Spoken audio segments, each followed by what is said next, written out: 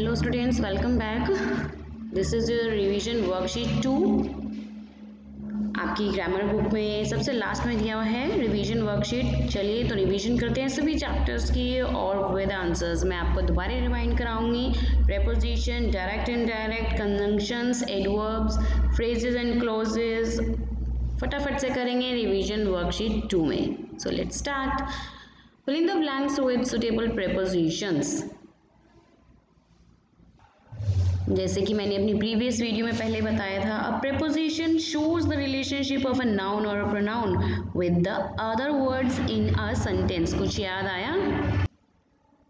और अगर आप प्रेपोजिशन के चैप्टर को फिर से मेरी वीडियो में देखना चाहते हैं तो मेरे चैनल को सब्सक्राइब कीजिए और मेरी वीडियोस में जाइए तो आपको प्रेपोजिशन के चैप्टर मिल जाएंगे विद आंसर्स। प्रेपोजिशन में हमने पढ़ा था टाइप्स ऑफ प्रेपोजिशन भी, जिसमें प्लेस, मोमेंट, डायरेक्शन और टाइम मेंशन होता है। मैं आपको एग्जांपल्स बताती हूँ प्रेपोजिशन के, जैसे at, under, into, through, after, on, behind, with, in, by. ये सभी एग्जांपल्स होते हैं प्रेपोजिशन के। चलिए प्रेपोजिशन का एक्सरसाइज करते हैं वर्कशीट में दी हुई है जो। फर्स्ट में आपका the police save the child from danger. From, this is your preposition. Second में on, this is your preposition again. And third में ऑफ, फोर्थ में ऑन, फिफ्थ में टू, सिक्स्थ में in Dehradun, seventh to the hills, and in eighth of theft. तो यहाँ पे आपके सारे जो हैं प्रेपोजिशन हैं जितने भी हमने फिलअप्स किए हैं। Now come to the next. Change the sentences from direct और इनडायरेक्ट स्पीच। मैंने डायरेक्ट और इनडायरेक्ट स्पीच भी आपको बहुत अच्छे से एक्सप्लेन किए, बोर्ड में भी एक्सप्लेन किया है। आप फिर से देखना चाहते हैं तो सब्सक्राइब कीजिए और वीडियो में जाइए तो आपको डेफिनेट डायरेक्ट और इनडायरेक्ट मिलेंगे। और कोई बात नहीं, चलिए मैं दोबारा रिपीट कर देती हूँ डायरेक्ट और इनडायरेक्ट स्पीच। डायरेक्ट स्पीच में हम क्या करते हैं, we state the exact words of a speaker. जो स्पीकर ने कहा होता है एग्जैक्ट वर्ड्स को हम जो है डिफाइन करते हैं बिल्कुल एज इट इज, और सैड के बाद कोमा और quotation mark, inverted comma apply करते हैं। और इनडायरेक्ट स्पीच में क्या होता है, इनडायरेक्ट स्पीच में means to report what somebody has said to someone else. और इसमें जो है हम कोटेशन मार्क अप्लाई नहीं करते, सैड के साथ हम दैट लगाते हैं, कोमा अप्लाई नहीं करते आफ्टर सैड। तो चलिए एक्सरसाइज देखते हैं। और अगर आपको ज़्यादा डिस्क्रिप्शन में देखना है तो मेरी वीडियोस में जाइए तो आपको उसमें मिल जाएगा, मैंने बोर्ड में एक्सप्लेन किया हुआ है। Now see the exercise. Karan said that, this is your answer, that Rana was going to watch a film. And second, Kriti said that everyone liked films. या आप ऐसे भी कर सकते हैं, Kriti said that everyone likes films। जैसे मैंने आपको बताया था, इसमें कुछ रूल्स होते हैं। अगर आप सब्सक्राइब करेंगे और उसमें डायरेक्ट और इनडायरेक्ट की वीडियो में जाएंगे तो वहाँ पे मैंने रूल्स बोर्ड पे एक्सप्लेन करे हैं। जैसे प्रेजेंट को हम पास्ट में कन्वर्ट करते हैं, हैज़, हैव को हम हैड में कन्वर्ट करते हैं। मैंने बहुत अच्छे से एक्सप्लेन और कॉलम के साथ आपको एक्सप्लेन किया हुआ है ये। Now come to the C, join the sentences using suitable conjunctions. तो चलिए कंजंक्शंस क्या थे, कंजंक्शन थे, conjunctions are words used to join words, phrases और सेंटेंसेस। ऐसे वर्ड्स जो जॉइन करते हैं फ्रेजेस को आपस में, वर्ड्स को और सेंटेंसेस को। Like example and, but, because, when, दो, ऑल्दो, व्हाइल और सिंस। तो इसी का कंजंक्शन का यूज करते हुए हम अपने सेंटेंस को कंप्लीट करते हैं। He is not only a good painter but also a good singer. क्योंकि यहाँ पे रिपीटेशन हो रहा है एक ही वर्ड का, सब्जेक्ट का, ही का और इज का, तो उसके प्लेस पे हमने क्या, उसको शॉर्ट बनाने के लिए कंजंक्शन ज्वाइन कर दिया बट। और चाहे तो आप ऐसे भी लिख सकते हैं, he is a good painter and a good singer, क्योंकि एंड भी आपका कंजंक्शन है और बट भी।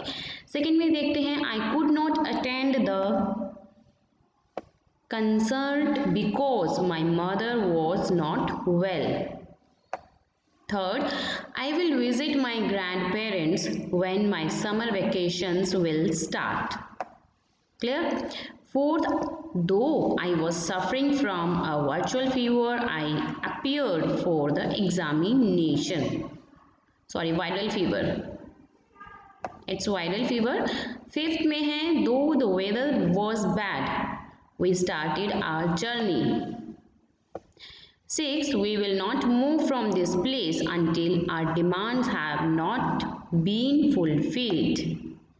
चलिए फटाफट से नेक्स्ट पेज देखते हैं. नेक्स्ट पे गिवन है आपका फ्रेजल और clauses. So what do you mean by phrases and clauses? क्या होते हैं? Phrase means a group of words that conveys partial और incomplete meaning is called a phrase. Sometimes a phrase can have a subject or a verb, but sometimes not.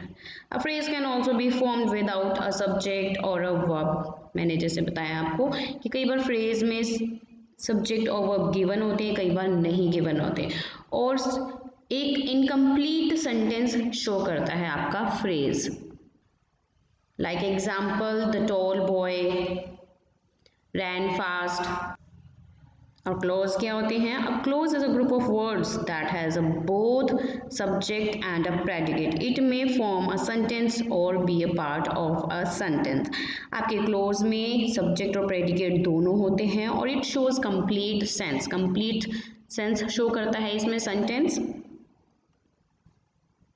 If you want to C more about the phrase और clauses के kind वगैरह types आप देखना चाहते हैं तो subscribe कीजिए और इसमें जाइए फ्रेजेस और क्लॉजेस में, और मैंने उसमें डिटेल्स में एक्सप्लेन किया हुआ है आपको. तो चलिए स्टार्ट करते हैं इसकी एक्सरसाइज फ्रेजेस एंड क्लॉजेस की. तो यहाँ पे आपको बताना है जो अंडरलाइन वर्ड्स हैं वो बिलोंग करते हैं फ्रेजेस से या क्लोजेस से. तो फ्रेजेस मैंने आपको बताया था इनकम्प्लीट सेंटेंस होते हैं और क्लोजेस कंप्लीट सेंस होते हैं. So wherever you like आपका क्या है phrase. Early to bed, it also belongs to phrase, showing incomplete sense. At the mirror, ये ना subject है इसमें ना ही आपका verb है. तो at the mirror सिर्फ underline है यहाँ पे, तो belongs to the phrase. I shall fail, ये आपका subject भी है और verb भी है और complete sense भी है, तो क्लोज आएगा आपका ये. फिफ्थ में the pen which has a broken cap, incomplete, so belongs to the phrase. Sixth, belongs to my father, it's also belongs to the phrase. Seventh, if you don't hurry, we don't know the reason, है ना, so it's belongs to the phrase because showing incomplete sense. Eight, the first prize, don't know the first prize for what, है ना, किस चीज़ के लिए, क्या है first prize, so belongs to the phrase. Now here take the correct adverbs. Adverbs क्या होते हैं आपके? चलिए एक बार आपको रिमाइंड करा दूँ. एडवर्ब की definition, words which modify the meaning of verbs, adjectives and other adverbs are known as adverbs. Adverb आपकी वो होते हैं जो क्या मॉडिफाई करते हैं, किसके बारे में बताते हैं, वर्ब्स के बारे में, कुछ और ज़्यादा एडजेक्टिव्स के बारे में या फिर किसी और एडवर्ब्स के बारे में बताते हैं. जैसे अगर मैं कहूँ this medicine is very bitter, I can't swallow it, so here very modifies the adjective bitter. Got it? Now come to the exercise here given. Here you have to choose the correct adverbs from the given words. Okay. So in first, according to the sentence, happily welcome. Okay. Now in second, joyful. In third, every day. And fourth, angrily. Fifth, merely. Sixth, loudly. Seventh, softly. And eighth, hard. Okay, now here after this in F given here the poem, and you have to read this carefully and answer the question that follows. So let's see the question. It's given on another page.